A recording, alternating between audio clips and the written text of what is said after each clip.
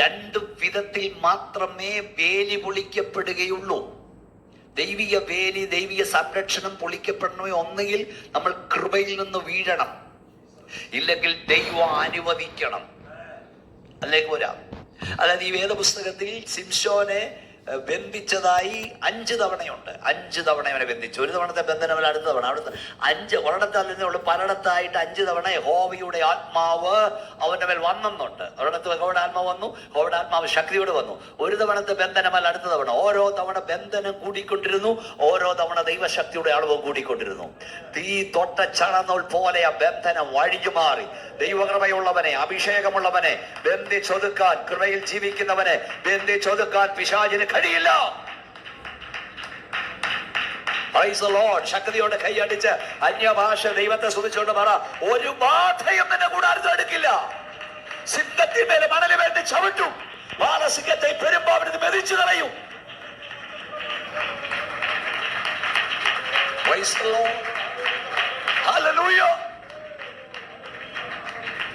Protection. ഈ ആടിനെയൊക്കെ മോട്ടിക്കാൻ വരുന്നവർ എങ്ങനെയാണെന്നറിയാമോ? ഈ ആടിനെയൊക്കെ മോട്ടിക്കാൻ വരുന്നവർ തൂപ്പ് കാണിച്ചതിനെ അങ്ങ് കൊണ്ടുപോകും. വീട്ടിൽ നിന്ന് കൊണ്ടുപോയിട്ട് കൊട്ടയ്ക്കകത്ത് വാരിട്ട് കൊണ്ടുപോകും. ഇതുപോലെ ദൈവിക പ്രൊട്ടക്ഷനിൽ നീ നിൽക്കുന്നിടത്തോളം നിന്നെ തൊടാൻ സാത്താന് കഴിയില്ല.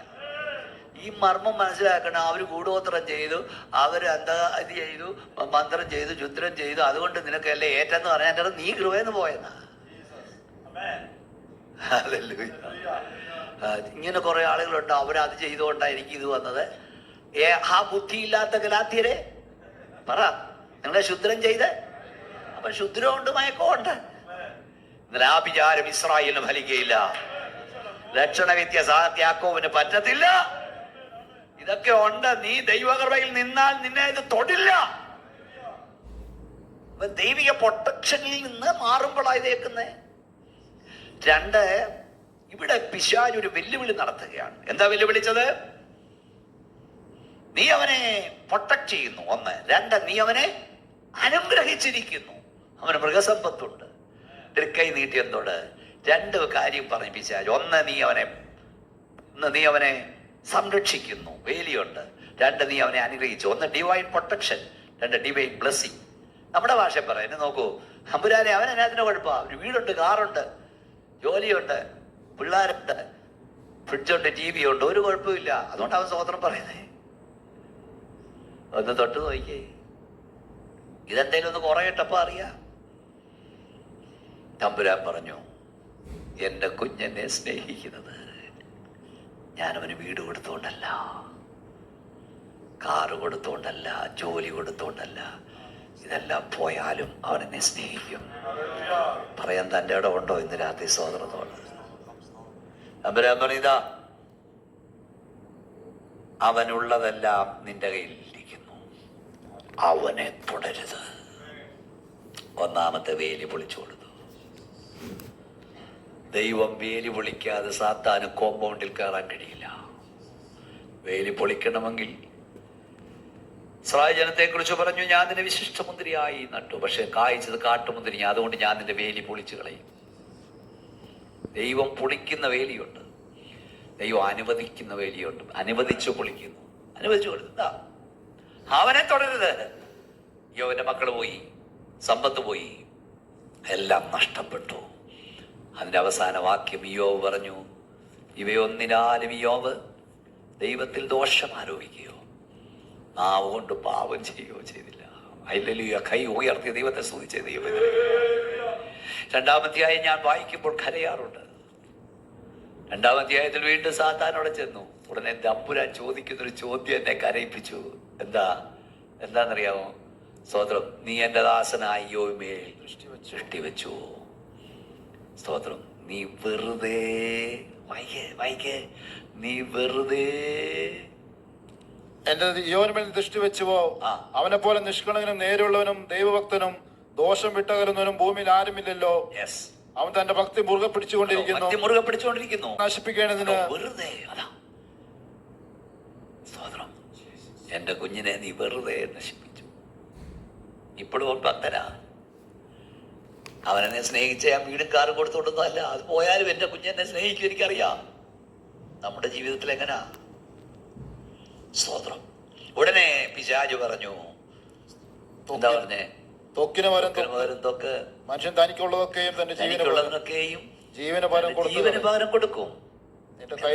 കൈ നീട്ടി അവനെ എന്നതോടെ അവൻ മുഖത്ത് നോക്കി ത്യജിച്ച് പറയുമെന്ന്. ദൈവം തമ്പുരാൻ പറഞ്ഞു, അവനെ തൊട്ടാലും അവൻ എന്നെ വിട്ടുമാറില്ല.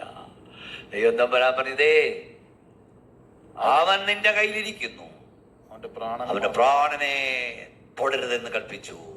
ഇത് വായിച്ചപ്പോൾ എനിക്ക് മനസ്സിലായി, 3 മറ്റൊരു വേലിയും കൂടെ, 4-മതൊരു വേലി, നിന്റെ പ്രാണൻ ചുറ്റും ഒരു വേലിയുണ്ട്. ഒരു സ്തോത്രവാദർന്ന് ശക്തിയോട് പറഞ്ഞു, അയ്യോ കുഞ്ഞേ, നിന്റെ പ്രാണൻ ചുറ്റും ദൈവത്തിന്റെ വേലിയുണ്ട്. ഓ ഹബാ ശബ്ദാ സത്യ, നിന്റെ പ്രാണൻ ചുറ്റും ദൈവത്തിന്റെ വേലിയുണ്ട്.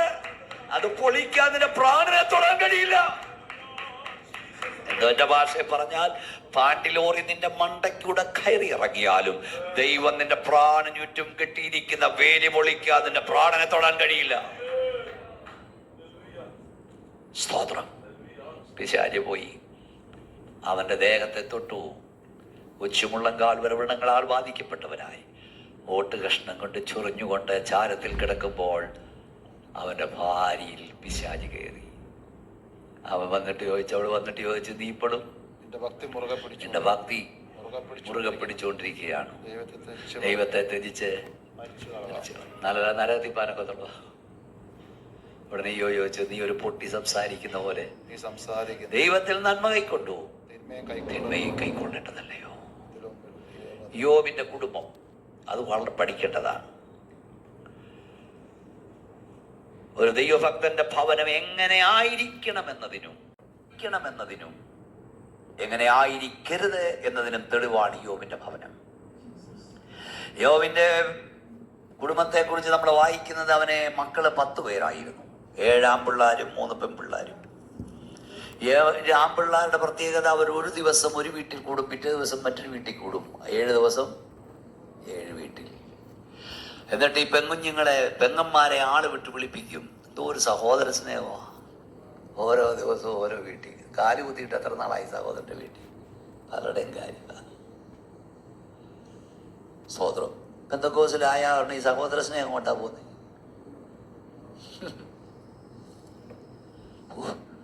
ഇങ്ങോട്ട് കേക്ക്, നമ്മൾ ഇതൊക്കെ പഠിക്കണം. നമ്മുടെ തലമുറയെ പരസ്പരം സ്നേഹിക്കാൻ പഠിപ്പിക്കണം. കൈയൊന്നുയർത്തി ദൈവത്തെ സ്തുതിച്ചേ. കരുതാൻ പഠിപ്പിക്കണം, പരസ്പരം കരുതാൻ. 2 സഹോദരന്മാർ, അവരുടെ അപ്പൻ മരിച്ചുപോയി. കൃഷിക്കാരനായിരുന്നു, കേട്ടിട്ടുള്ളതായിരിക്കും. അപ്പനുള്ള വസ്തു 2 പേർക്കും വീതം വെച്ച് കൊടുത്തു. കൃഷി ചെയ്യാൻ പറഞ്ഞു, ജീവിക്കാൻ പറഞ്ഞു. ഒരു സഹോദര സ്നേഹമുള്ളവരാ. അങ്ങനെ കൃഷി ചെയ്തു. കൃഷിഫലം കളപ്പുരയിൽ വെച്ചു. പക്ഷെ ആ രാത്രി ചേട്ടന് ഉറങ്ങാൻ കഴിയുന്നില്ല. ചേട്ടൻ അവിടെ കിടന്ന് ചിന്തിക്കുക, എൻ്റെ അനുജൻ.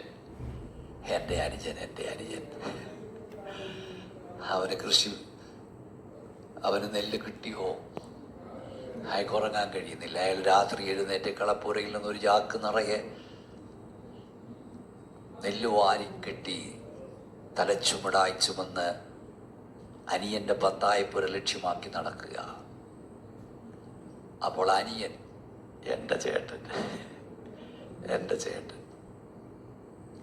അവനും ഉറങ്ങാൻ കഴിയാതെ എഴുന്നേറ്റ് ഒരു ചാക്ക് നിറയെ ധാന്യം വാരി കുത്തിക്കെട്ടി ചേട്ടൻ്റെ പത്തായത്തിൽ കൊണ്ടിടും. അനിയൻ ഇങ്ങോട്ട് കൊണ്ടിടും, ചേട്ടൻ അങ്ങോട്ട് കൊണ്ടിടും. ഓരോ ദിവസവും തമ്മി അറിയാതെ അങ്ങോട്ടും ഇങ്ങോട്ടും ചാക്ക് കൊണ്ടിട്ടോണ്ടിരിക്കുക. ദിവസവും ഒരു ചാക്ക് അങ്ങോട്ട് പോകുന്നുണ്ട്, പക്ഷെ പത്തായത്തിൽ കുറയുന്നില്ല. കൊടുക്കുന്നവന് കുറയില്ല കുഞ്ഞേ, കൊടുക്കുന്നവന് കുറയില്ല. ഒരു ദിവസം എന്തോ ടൈമിങ് തെറ്റി. ചേട്ടൻ ചാക്ക് വാരി നിറച്ച് പൊങ്ങി നിൽക്കുമ്പോൾ കാൽപ്പൊരുമാറ്റം നോക്കി. കളനാന്ന് വിചാരിച്ച് കയറി പിടിച്ചപ്പോൾ അനുജൻ നിൽക്കുക. കെട്ടിപ്പിടിച്ച് കരഞ്ഞു. ഇതാ സ്നേഹം. നിന്റെ വായിൽ നിന്ന് ആരാധിക്കുന്നവന്റെ വീട്ടിൽ തീ പുകയുന്നുണ്ടോ എന്ന് അന്വേഷിക്കണം. ഇല്ലാതെ ദൈവസ്നേഹം പറഞ്ഞ് തമ്പേർ തട്ടി പൊട്ടിച്ചുകൊണ്ടും മേശ അടിച്ചു പൊറിച്ചുകൊണ്ടും കാല് പോവാന്നേ ഉള്ളൂ, അടിച്ചാട്ടി പൊളിച്ചോളൂ. എൻ്റെ കൂടെ ആരാധിച്ചവൻ്റെ മോള് നിറഞ്ഞ് നിൽക്കുമ്പോൾ നിന്റെ കുഞ്ഞിന് ഫീസെടുത്ത് ട്യൂഷൻ തന്ന ട്യൂഷൻ ടീച്ചറുടെ കല്യാണം നടത്താതിരിക്കുമ്പോൾ നീ ദൈവസ്നേഹവും പറഞ്ഞ് ഇവിടെ കിടന്ന് പൊട്ടിച്ചുകൊണ്ടൊന്നും കാര്യമില്ല. കരുതുന്നവരാണ്. കുറഞ്ഞ പക്ഷം നമ്മുടെ കുഞ്ഞുങ്ങളെ പഠിപ്പിക്കണം. 2 സെന്റ് സ്ഥലത്തിന് സുപ്രീം കോടതി വരെ കേസ് പറയുന്നവനില്ലയോ ക്രിസ്ത്യാനി? പിന്നെ എന്താ പ്രമാണം? ക്ഷമിക്കാനും മറക്കാനും പൊറുക്കാനും പഠിപ്പിക്കണം തലമുറയെ. കരുതാൻ പഠിപ്പിച്ച് അങ്ങോട്ടും ഇങ്ങോട്ടും. സ്തോത്രം. അത് മാത്രമാണ് ഈ പിതാവ് ഈ മക്കൾ അബദ്ധവശാ പാപം ചെയ്തു ചിന്തിച്ച് അന്നാ രാവിലെ എഴുന്നേറ്റ് അവിടെ സംഘിക്കത്തോണം ഹോമയാഗം കഴിക്കുമായിരുന്നു. പക്ഷേ ആ കുടുംബത്തിന് സംഭവിച്ചത് പ്രതിസന്ധി വന്നപ്പോൾ, പിശാചിന്റെ വെല്ലുവിളികൾ വന്നപ്പോൾ, സാത്താൻ കൊടുങ്കാറ്റുകൾ അവർക്ക് നേരെ അഴിച്ചുവിട്ടപ്പോൾ ഒന്നിച്ചതിനെ എതിർപ്പാൻ അവർക്ക് കഴിഞ്ഞില്ല. ഇതൊരു ദൂതാണെന്ന് രാത്രി ഞാൻ പറയുന്നു. നിനക്കെതിരെ നിന്റെ കുടുംബത്തിനെതിരെ ദുഷ്ടപിശാച് കാറ്റടിക്കുമ്പോൾ ഒന്നിച്ച് കൈകോർത്ത് പിടിച്ചു നിന്ന് അതിനെ എതിർത്ത് തോൽപ്പിക്കുക. ഉണർന്നുകൊള്ളുക. ചാവാറായി ശേഷിപ്പുകളെ ശക്തീകരിച്ചുകൊള്ളുക. കോട്ട കാത്തുകൊള്ളുക. സംഹാരകൻ നിനക്കെതിരെ കയറി വരുന്നു. നിന്നെ തന്നെ ശക്തീകരിക്കുക. പ്രതിസന്ധി വരുമ്പോൾ അങ്ങോട്ടും ഇങ്ങോട്ടും കുറ്റം പറയുകയല്ല, ധൈര്യപ്പെടുത്തണം. കൈയൊന്നടിച്ച ശക്തിയോടെ ദൈവത്തെ ആരാധിച്ച് ഹല്ലേലൂയ.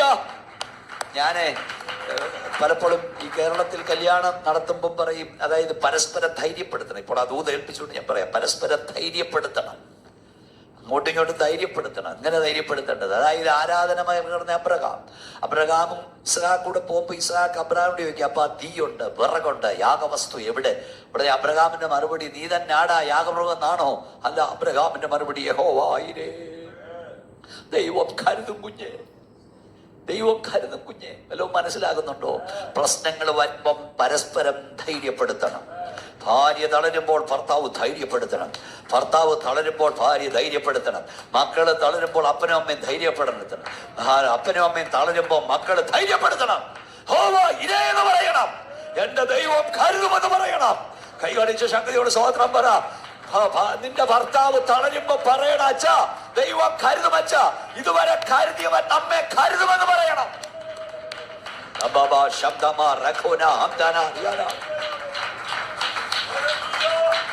ഭാര്യ തളരുമ്പോൾ ഭർത്താവ് ധൈര്യപ്പെടുത്തണം, നീ കൊച്ചെ ഇതുവരെ കൊണ്ടുവന്ന ദൈവം നമ്മെ കരുതും, കൈവിടില്ലെന്ന് പറയണം. മക്കളെ, നിങ്ങളുടെ അമ്മയപ്പന്മാര് തളരുമ്പം നിങ്ങൾ ധൈര്യപ്പെടുത്തണം. പലയിടത്തും പ്രശ്നം വിഘടിക്കുകയാണ്. വിഷം വാങ്ങിച്ചോണ്ട് വാന്നല്ല പറയേണ്ടത്, ഒന്നിച്ച് കിടത്തി ചാടാവെന്നല്ല പറയേണ്ടത്. ഇതുവരെ കരുതിയവൻ ഇനിയും കരുതും. ഹോവാ ഇരേ. ആ യോബിന്റെ കുടുംബത്തിന്റെ വീഴ്ച, പ്രതിസന്ധിയിൽ ഒന്നിച്ച് നിൽപ്പാൻ കഴിഞ്ഞില്ല. നമ്മുടെ വിഷയം വിട്ടുപോകരുത്. ഭക്തി അകത്തുള്ളവന് ദൈവത്തെ വിട്ടുമാറാൻ കഴിയില്ല. യോബ് പറഞ്ഞു, ഞാൻ എൻ്റെ മുമ്പിൽ എൻ്റെ ഭക്തി തെളിയിക്കും. ഒരു മർമ്മോടെ പറഞ്ഞ് അവസാനിപ്പിക്കുക. ഈ യോബിന്റെ ഭാര്യ എല്ലാവരും കുറ്റപ്പെടുത്തും. സ്തോത്രം. ഞാനൊരു മണക്കാലയിൽ ദൈവവചനം പ്രസംഗിച്ചിരിക്കുമ്പോൾ അനുഗ്രഹനായൊരു ദൈവദാസനുണ്ട്, ജേക്കബ് സാർ. ഞങ്ങളൊന്നിച്ച് ഭക്ഷണം കഴിക്കുമ്പോൾ അദ്ദേഹം പറഞ്ഞു, ആദ്യം എൻ്റെ കണ്ണ് നനയിച്ച് അദ്ദേഹം പറഞ്ഞു, സാറേ എന്ന് വിളിച്ചിട്ടാ, ഈ യോബിന്റെ ഭാര്യയെ എല്ലാവരും കുറ്റപ്പെടുത്തും. പക്ഷെ 10 മക്കളുടെ ബോഡി ഈ സ്ത്രീയുടെ മുമ്പിൽ വന്നു, അല്ലേ? അവരെന്തേലും മിണ്ടിയോ? ഇല്ല. 10 കുഞ്ഞുങ്ങളുടെ ബോഡി അവർ കണ്ടിട്ട് അവർ പറഞ്ഞില്ല ദൈവത്തെ ത്യജിക്കാൻ. എന്നാൽ അവളുടെ ഭർത്താവിൻ്റെ ഈ അവസ്ഥ കണ്ടപ്പോൾ അവളുടെ ഹൃദയം പൊടിഞ്ഞുപോയി. തൊടേണ്ടടുത്ത് തൊട്ടപ്പോൾ അവൾക്ക് സഹിക്കാൻ കഴിഞ്ഞില്ല. അവൾ പറഞ്ഞപ്പോൾ ഇയാൾ ദൈവത്തെ പിടിച്ചിരിക്കുകയാണ്. സ്തോത്രം. Hallelujah, hallelujah. യോബ് പറഞ്ഞു, എൻ്റെ തൊക്കിങ്ങനെ ചെയ്ത ശേഷം ഞാൻ ദേഹസഹിതനായ എൻ്റെ ദൈവത്തെ കാണും. കൈയൊന്ന് ഉയർത്തി ദൈവത്തെ സ്തുതിച്ച ദൈവം. അതിനൊരു മർമ്മം പറയാൻ, ഞാൻ ഭാര്യയെ പോയി എല്ലാവരും കുറ്റപ്പെടുത്തി, ആശ്വസിപ്പിക്കാൻ വന്നവൻ പോലും കുറ്റപ്പെടുത്തി. 8-ാം അധ്യായത്തിലെ 21-ാം വാക്യത്തിൽ യോബ് ഇങ്ങനെ മുഖം കുനിച്ചിരിക്കുകയാണ്, താടിക്കുകയും കൊടുത്ത്. ദൈവം തമ്പുരാൻ വന്നിട്ട് പറഞ്ഞു, ഞാൻ ഇനിയും നിന്റെ വായിൽ ചിരിയും, നിന്റെ അധരങ്ങളിൽ ഇനിയും നിന്റെ വായിൽ ഉല്ലാസഘോഷം നിറയ്ക്കും. ഈ അഭിഷേകൻ തന്നെയെ കരഞ്ഞ് മുഖം കുനിച്ച് താടി കൈ കൊടുത്തിരിക്കും.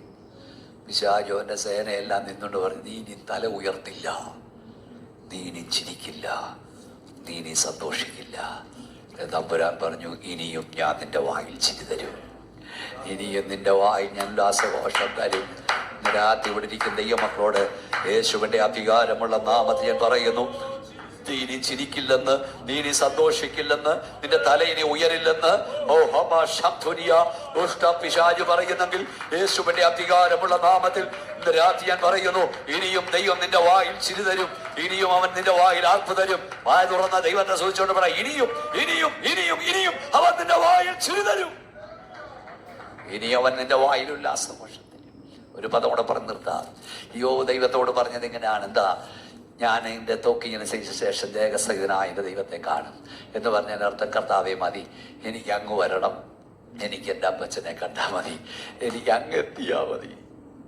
തമ്പുരാൻ മന്ത്രി പറഞ്ഞു, മോനെ നിന്റെ ആഗ്രഹം എനിക്ക് മനസ്സിലായി, എൻ്റെ അരികിൽ വരണമെന്ന. പക്ഷെ ഒരു കാര്യമുണ്ട്, ഞാൻ നിന്നെ എൻ്റെ അരികിൽ കൊണ്ടുവരും മുമ്പ് നിന്റെ ഭക്തിയെ ചോദ്യം ചെയ്തവൻ്റെ മുമ്പിൽ നീ ഒരു ഭക്തനാണെന്ന് തെളിയിച്ചിട്ടേ ഞാൻ നിന്നെ കൊണ്ടുപോവുകയുള്ളൂ. എത്ര പേർക്ക് ശക്തിയോടെ സ്വതന്ത്രം പറഞ്ഞു? നിന്നെ അപമാനിച്ചവന്റെ നടുവിൽ, നിന്നെ ആക്ഷേപിച്ചവന്റെ നടുവിൽ, നിന്നെ വേദനിപ്പിച്ചവന്റെ നടുവിൽ, നിന്നെ കരയിപ്പിച്ചവന്റെ നടുവിൽ നിന്റെ ഭക്തിയെ തെളിയിച്ചേ ദൈവം കൊണ്ടുപോകുകയുള്ളൂ. യോബിന്റെ പുസ്തകം ആരംഭിക്കുന്നത് ഒരു കാറ്റോടുകൂടെയാണ്. കാറ്റാണ് അവന്റെ മക്കളുടെ ജീവനെ കൊണ്ടുപോയത്. കാറ്റടിച്ച് വീട് വീണു, കാറ്റ് അവന്റെ നന്മ കൊണ്ടുപോയി. യോബിന് കാറ്റിനെ ഭയമായി. കാറ്റടിക്കുമ്പോൾ അപ്പം അവന്റെ കയ്യിലുള്ള അവന്റെ ഒറ്റ കഷ്ണത്തെ മുറുകെ പിടിക്കുമായിരുന്നു. പക്ഷെ ഈ പുസ്തകത്തിൽ യോബിന്റെ പുസ്തകം ആരംഭിക്കുന്ന ഒരു കാറ്റോടുകൂടെയാണെങ്കിൽ അവസാനിച്ചപ്പോൾ ഒരു കാറ്റടിച്ചു. യോബിന്റെ പുസ്തകത്തിലെ ആദ്യത്തെ കാറ്റ് അവന്റെ നന്മകൾ കൊണ്ടുപോയെങ്കിൽ അവസാനം കാറ്റടിക്കുമ്പോൾ ആ കാറ്റിലെ യഹോവയുണ്ടായിരുന്നു. കാറ്റ് കൊണ്ടുപോയത് കാറ്റ് തിരികെ കൊണ്ടുവന്നു. രാത്രി യേശുവിന്റെ നാമത്തിൽ ദൈവത്തെ സ്തുതിച്ചേ. ദുഷ്ട പിശാചടിച്ച കാറ്റിൽ നിന്റെ നന്മകൾ പോയെങ്കിൽ യഹോവയെ അടുപ്പിക്കുന്ന കാറ്റിൽ നിന്റെ നന്മകൾ മടങ്ങി വരും. സന്തോഷത്തോടെ എല്ലാവർക്കും കൈകളടിച്ച ശക്തിയോട് ദൈവത്തിന് സ്തോത്രം ചെയ്യും.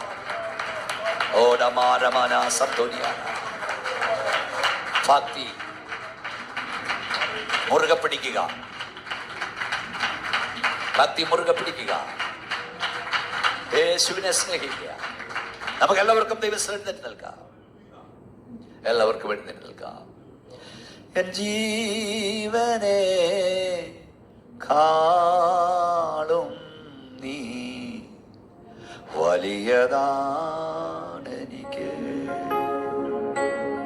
എൻ ജീവനെ കാളും നീ വലിയതാണെനിക്ക്.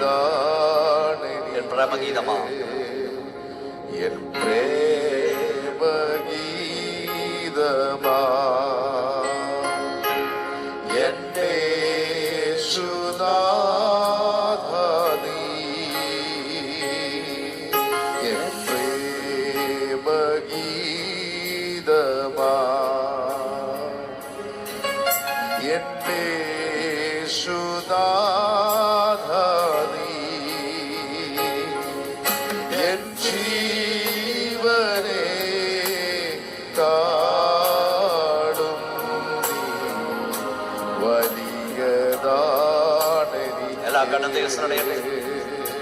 എനിക്ക് എല്ലാറ്റിലും വലുത് യേശുവാണ്. എല്ലാറ്റിലും ഒരു യേശുവിനെ ഭയപ്പെടുവാൻ, ദൈവത്തെ ഭയപ്പെടുവാൻ, ദൈവത്തെ ബഹുമാനിക്കുവാൻ, ദൈവത്തെ അനുസരിപ്പാൻ, ദൈവത്തെ സ്നേഹിപ്പാൻ. എന്റെ പ്രാണനേക്കാൾ എന്റെ കർത്താവ് എനിക്ക് വലിയവനാണ്. കർത്താവേ, ഞാൻ ആശ കിട്ടിയാലും കിട്ടിയില്ലെങ്കിലും, ഞാൻ പ്രതീക്ഷിക്കുന്ന കിട്ടിയാലും കിട്ടിയില്ല, നീ എൻ്റെ ദൈവമാണ്. എൻ്റെ ലക്ഷ്യം നിത്യതയാണ്. അവിടെ എത്തും വരെയൊക്കെ പിൻഗമിപ്പാൻ കൃപ തരണമേ എന്ന് ദൈവത്തെ സമർപ്പിക്കുന്നവർ കൈസ്വർഗത്തിലേക്ക് ഉയർത്തിപ്പിടിച്ചാണ്. എനിക്കെല്ലാറ്റിലും വലുതെൻ്റെ യേശുവാ. കൈസ്വർഗത്തിലേക്ക് ഉയർത്തിപ്പിടിച്ചാണ്. ഞാൻ നിങ്ങൾക്ക് വേണ്ടി പ്രാർത്ഥിക്കാൻ പോകുകയാണ്.